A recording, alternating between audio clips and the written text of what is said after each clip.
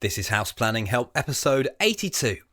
Hello, I'm Ben Adam Smith, and this is the podcast for you if you're considering building a house or retrofitting one. Is it a minefield? Well, that's exactly what I'm trying to find out, because I'm exploring what houses we should be building in the 21st century. My personal goal is to create an energy efficient home before I turn 40 in August 2016. In this session, we're chatting to David Winterton from Ecological Design Consultants, and the topic is solar PV. And this was actually part of my Australian adventure. After the documentary, I was exhausted and needed a rest, and a lot of my family were out in Australia. My brother lives in Sydney, and this just seemed the perfect opportunity that very rarely happens, that they're all on the other side of the world. Why not go out there and enjoy some family time and some sunshine and just recuperate? However, there's definitely a side of me, and this seems to grow a bit, that says these long flights, we know they're not good. They're just part of how we exist at the moment. Is that something that we can keep on doing in the future? And it reminds me of a conversation I've just been to look it up on Twitter that I spotted. It was with one of our previous podcast guests, Bronwyn Barry, houseplanninghelp.com/38. That's the interview that we did with her. She's going to be one of the speakers at the South Pacific Passive House Conference that's coming up fairly soon. And an architecture firm got a bit narky, not just her, this was a number of people who were all going out there, and said, sorry, but I cannot get the sense of flying to New Zealand to talk about saving carbon in houses. Where's the sense? Clearly, there is a point, and it's the same, put my hands up, you can fire it at me as well for going to Australia. Bronwyn, however, replied like this: mea culpa, will need to inspire 1.2 primary schools to offset all our flight carbon. Game on. And that's interesting, isn't it? Because we could very quickly jump to conclusions, but there is a bigger picture underneath all of this, isn't it? And if we can inspire some more passive house buildings, or buildings that are hugely energy efficient or much better constructed, going to last longer, whatever it might be, life isn't perfect. And hopefully we can get a grip of air travel at some point. It doesn't seem to be happening at the moment. And at this stage of my business too, I feel that it's important that I take some longer flights. I think about them all, but important to make those connections with people all around the world, because that is how we do business really these days, isn't it? Over the internet. The other thing I was thinking about is that perhaps I should have stayed longer in Australia. If I'd made that huge, great trip, should I have stayed 6 months or a year? I don't know. Yeah. Anyway, some thoughts. Right, let's get to today's guest. Of course, being out in Australia, I took advantage, and that's why we're speaking to David Winterton today from Sydney-based Ecological Design, their consultancy firm, and they do a lot of great work. But when I got talking to David, I learned some really interesting things about solar PV, and that's why I thought he'd be the perfect person to teach us some basics. The other aspect is Australia's all about the sun, clearly. You don't want to go out there without any protection. My goodness, without sunscreen, you are in danger of burning in about 10 minutes. I started by asking David how he developed an interest in sustainability.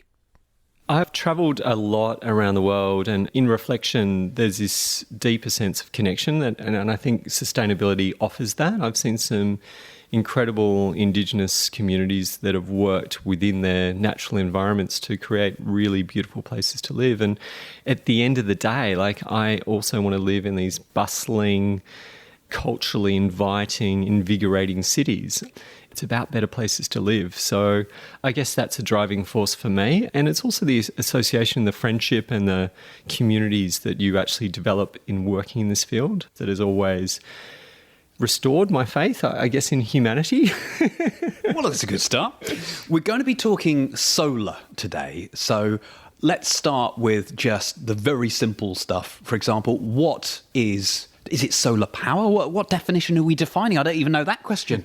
Well, I guess today we're going to very much focus on solar PV. We'll talk more about Grid Connect. In Australia, we've got around about 1 million people living off-grid, which is interesting. That's something in many ways Australia's pioneered, and we're certainly seeing that in other places around the world, and that's coming through in other kind of building classifications or building, I guess you could say, trends that you would say, construction trends around the world. Is that because of the geography here? Oh, absolutely. We've got a unique situation in Australia. We've got double the solar resource of, say, Germany in general. But then when you actually look at areas to the north of Australia, you've got areas that have equivalent solar resources to the Sahara Desert. So we've got incredible solar resources in Australia. On the other side of that, we've got electricity prices that can be 2 or 3 times what they are in the USA. So we've got this massive grid that has also been overinvested in, where we've looked at much higher electricity prices for consumers. What is the driver to going for solar energy in the first place? I think we moved into the second section of the market now. We've got round about 1.3 million homes in Australia with solar PV. There would be many more with solar hot water.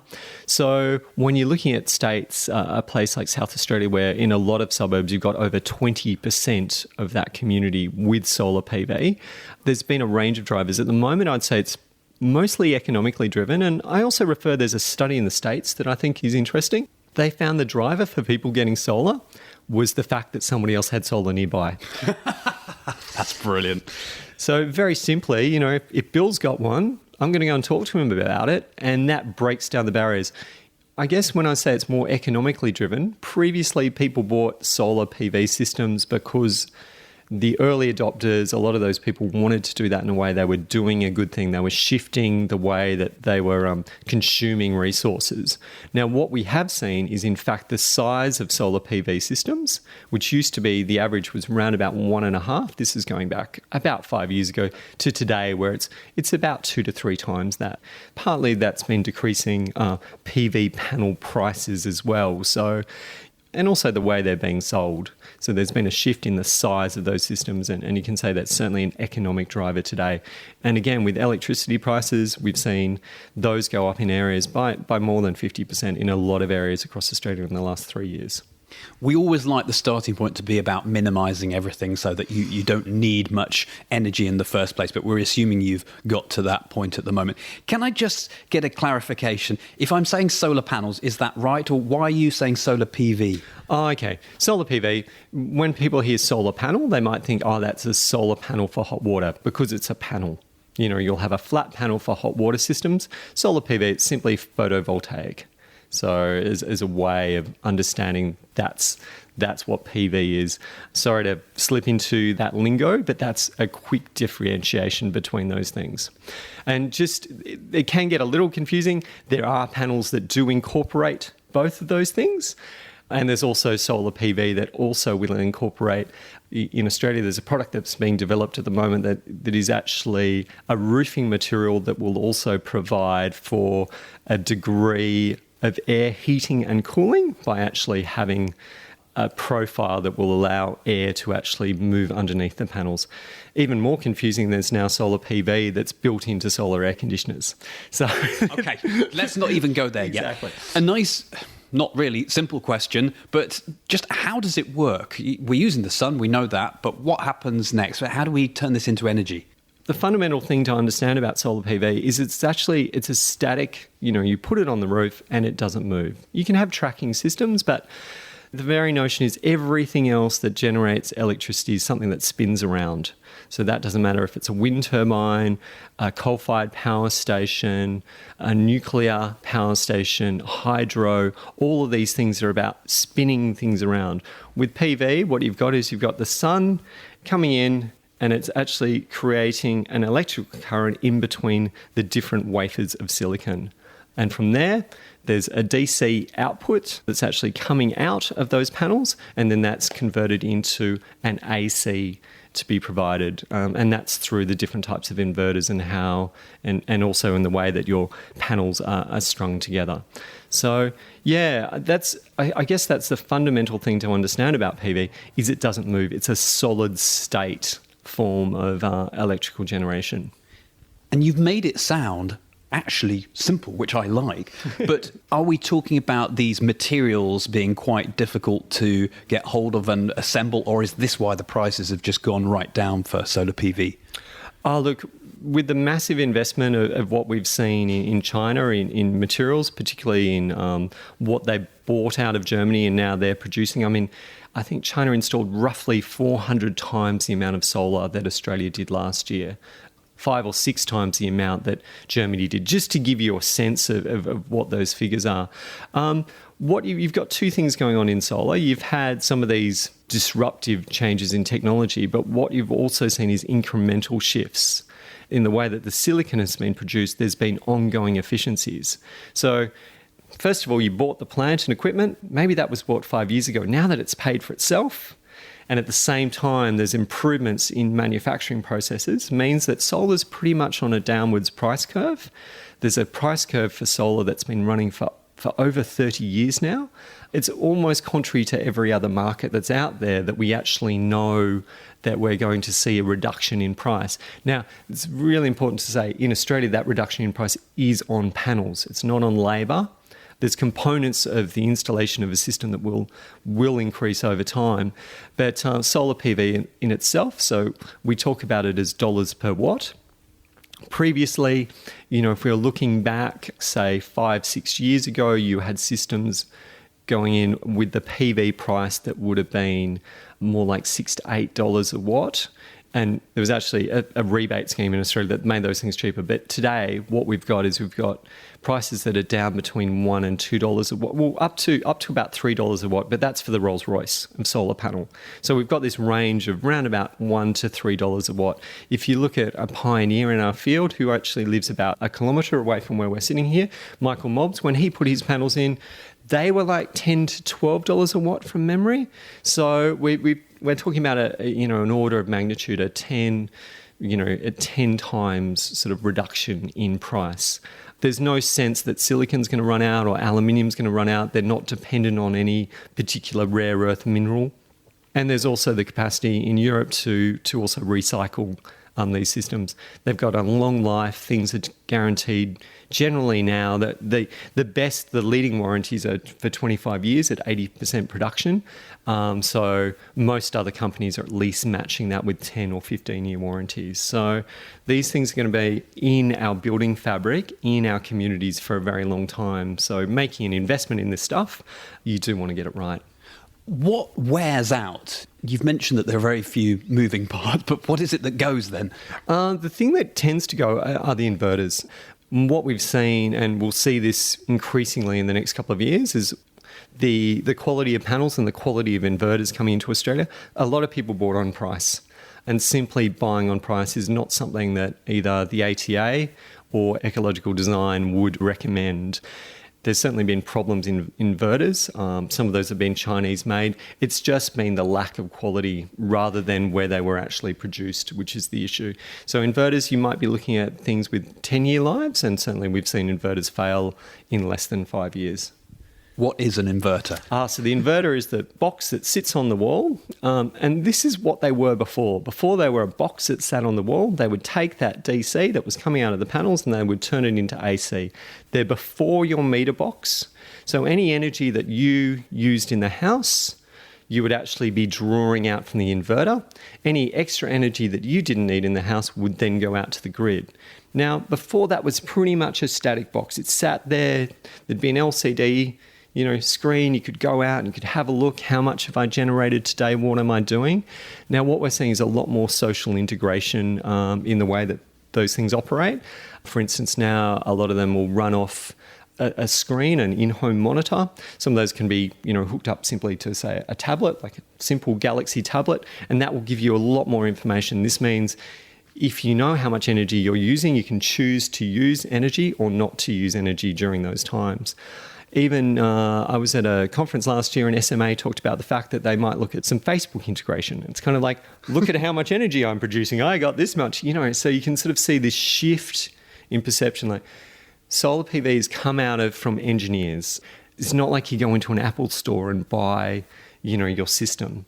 It's put up on the roof, the box goes on the wall, and what we're looking at now is as we shift in the type of market, where we're moving into a market where people want to know more and want to be able to optimize their systems and so that you can get more value. And that design side of PV, hopefully we'll see more integrated design to actually get better outcomes for people. Simply buying on price, people have bought on price or just bought on size before. Yeah, you wouldn't do that with a car, so I don't see why you would do that with a PV system. And it's going to last a lot longer than a car, so you might want to get it right. Let's talk about the relationship with the sun, because that's our key source of energy. So it's never going to be 100% pointing at the sun. Does it need to be? How does that drop off or change? It's interesting, and it brings up some of those questions around the level of efficiency of panels. Like where I live, where we're sitting today, I've got about 8 square metres of available roof space that has about 80% efficiency, like it's shaded 20% of the time. Now, that was impossible, or it was financially, it wasn't a good idea to put solar PV on there 5 years ago.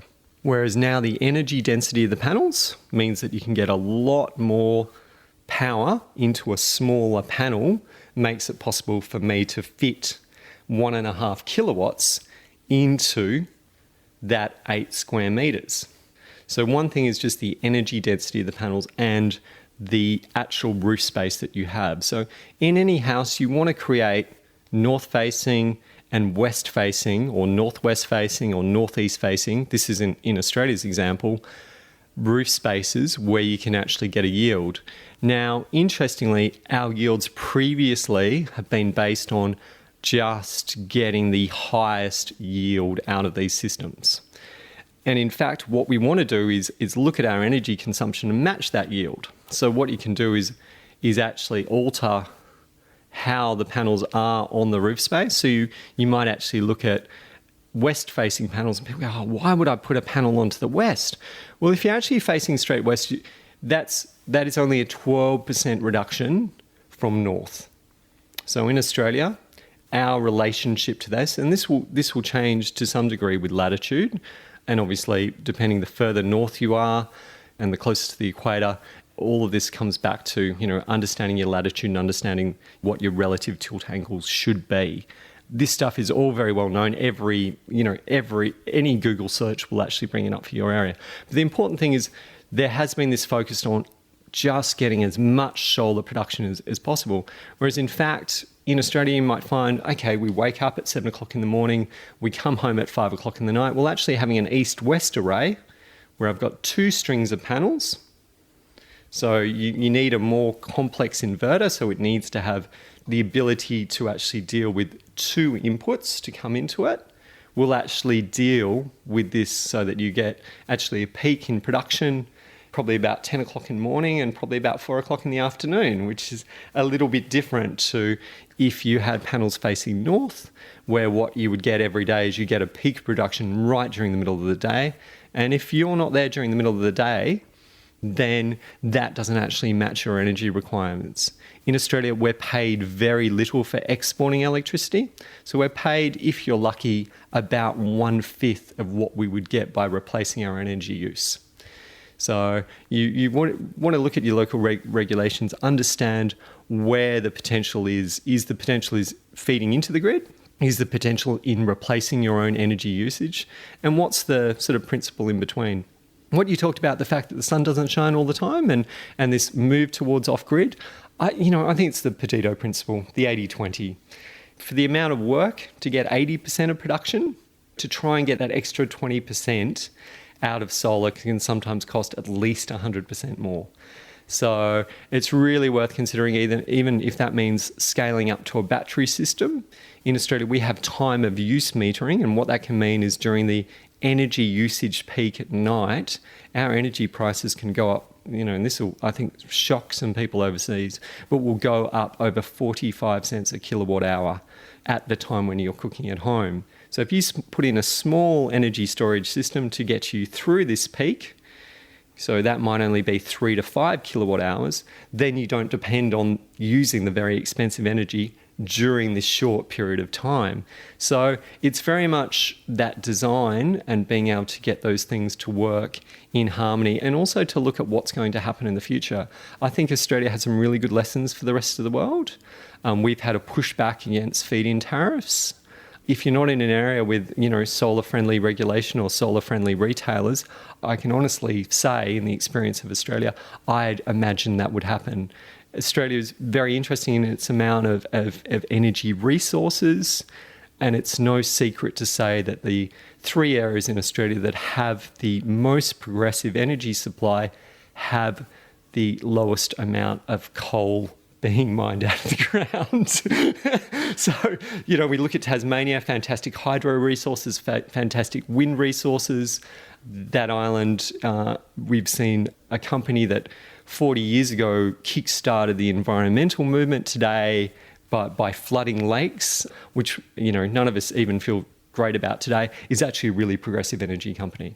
In South Australia, we've had days recently where in fact they've generated their daytime energy supply purely through wind and solar, which is amazing. We've got it, they're up above 30% of their energy supply is in renewables. That gives you a sense of what Australia is capable of. If you compare that to New South Wales, we're down below 10%. So they're quite different. And so state, federal and local regulations will obviously have an impact on what kind of work that you do. But to a degree in Australia, you can follow the money to understand what's happening in our networks. You mentioned storage a few moments ago, and I think I've heard this in the past that actually batteries are an issue. So is that why you were saying just a small amount of storage, and are we talking batteries? Yeah, certainly batteries. Batteries is the only way really to go at a household level. There's a few, There's other things that you could potentially do. I mean, storing energy as heat is another way, because any extra energy that you produce, you could dump into a hot water system. That's not as important as Australia in colder climes. The energy systems that we're seeing in Australia when it comes to battery storage are up above $1,000 a kilowatt hour. So that's expensive. Can you give us just an idea of, you talked about kilowatt hours a couple of times, how many kilowatt hours are we likely to be using in electrical energy? They talk about your average house in Australia using 20 kilowatt hours a day. The average house is pretty meaningless. The house that we're sitting in today that runs a heat pump, we're running on, somewhere between 6 and 8 kilowatt hours a day. That's with between 2 and 3 people living in it. You would expect an efficient, well-designed, but not overly scrupulous household, like when they're not overly absolutely focused on these things, to be in the range of 10 kilowatt hours a day. That average is skewed by these much higher energy users, and obviously solar hot water in Australia or using a heat pump can make a massive difference in that, when 40% of your energy requirements might be coming solely through hot water. So when I talk about a 1 kilowatt hour battery system, 1 kilowatt hour is going to run your average, an efficient fridge pretty much for a day. Not on a 40-degree day in Australia, really struggling a little bit. Probably give you 12 hours, but 12 to 18 hours. But so these smaller battery systems and that capacity for these things to be modular, and that's what we're seeing to a degree in the solar PV market. Now, interestingly, in New South Wales, where we are, we've had a feed-in tariff of 60 cents a kilowatt hour. Some of the people I know, my neighbours 2 doors up, they've been getting 66 cents a kilowatt hour. Now, in the next 18 months, we'll actually see them fall off that contract. So they've been on these contracts for 6 years. They've actually haven't had to deal with paying the increased cost of electricity, partly due to a very small proportion of that, in your sort of 2 to 5% range has been due to these schemes. It has been part of it. You can't ignore that. But they've been insulated against these rises in pricing. Suddenly we're going to have tens of thousands of people in Australia with solar PV in their roofs that have gone from maybe not even having a bill to having bills that are hundreds of dollars. So there's going to be a real interesting shift. If you look at the solar market in Australia, 10 years ago, we had in the hundreds, I think it is. It might have been 1,000 solar PV systems in residences. If you look at it today, we've got over 1 million. To think of a similar trajectory that might be possible with battery storage, and I would just refer to that Pareto principle. I don't see the reason to go completely off grid. I see a reason to really reduce your reliance on the grid.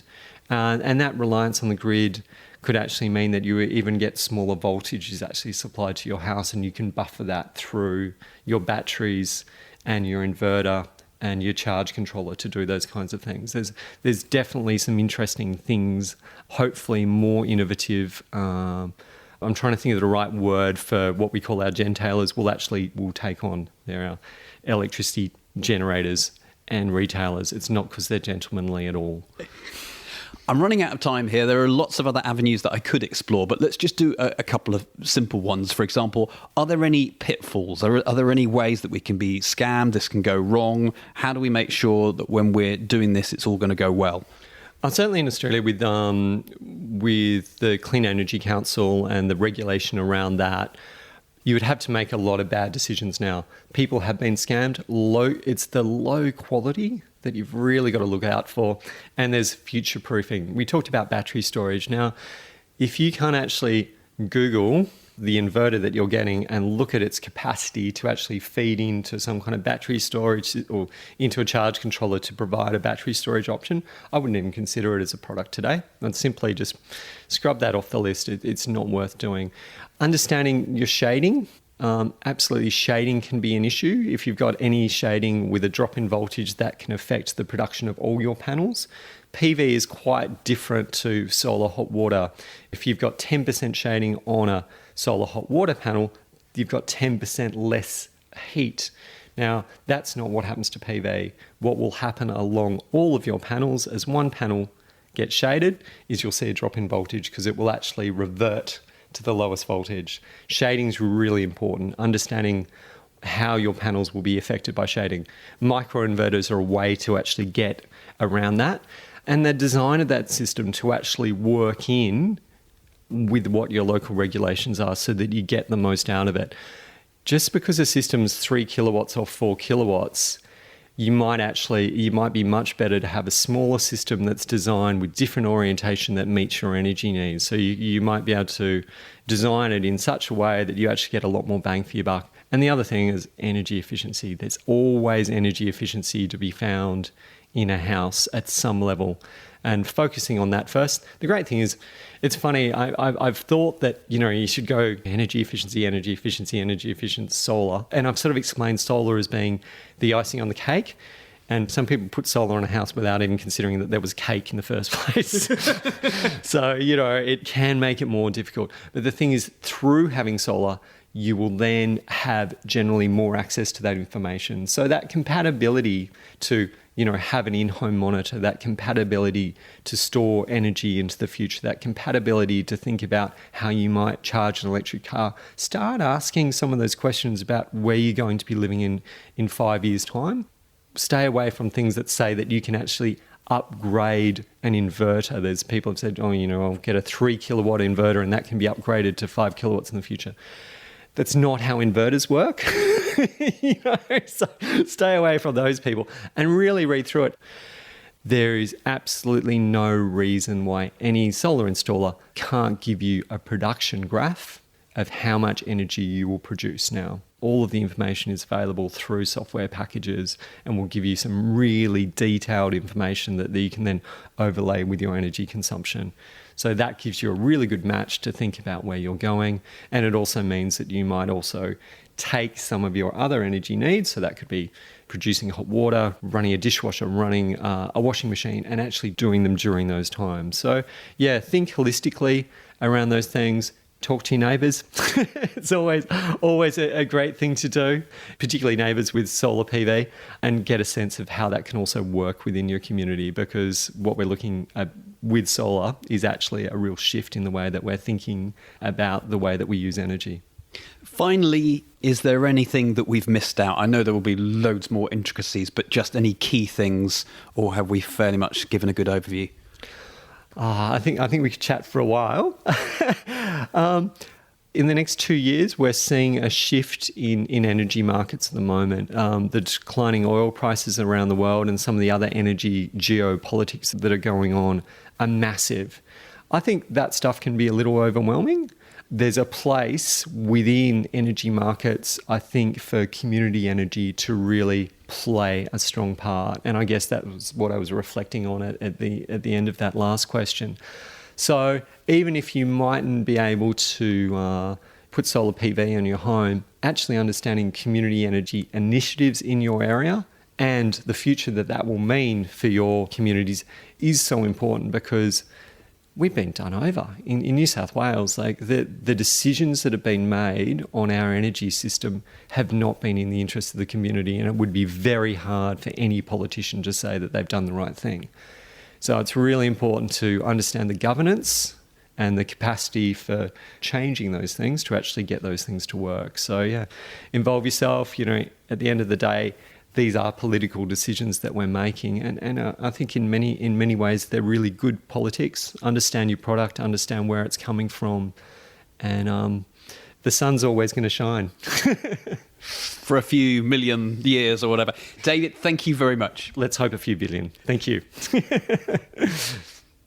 As ever, there's lots of useful information to take in. That's why we like to extract the key points and put them online in our show notes. There are some photos as well, diagrams, links, the works, houseplanninghelp.com/82. Find out more. Before we finish up, I just wanted to say a big congratulations to Alex Baines. We spoke to him in episode 74 and we'll be following Longbarrow, his house, as it's being built. It's a passive house build all the way through construction, but they broke ground right at the beginning of 2015. And Mike Coe and Lizzie Stoodley, who worked on our documentary as well, were down there filming while I was sunning myself on a beach in Australia. But that's life. So we'll be bringing that as part of our membership website, which will be launching very, very soon, in a couple of months. We're revamping the whole of the House Planning Help website. Since I launched it in the beginning, not much has actually happened to House Planning Help. So I'm really looking forward to injecting some new life in there and trying to improve it, and working with some of you as well, just getting your feedback. How could we make it better? It's all happening. Next time, author Michael Mobbs is my guest. We're staying out in Australia and we'll be finding out why he frequently opens up his sustainable house to the public. Hope you can join me for that. Thanks.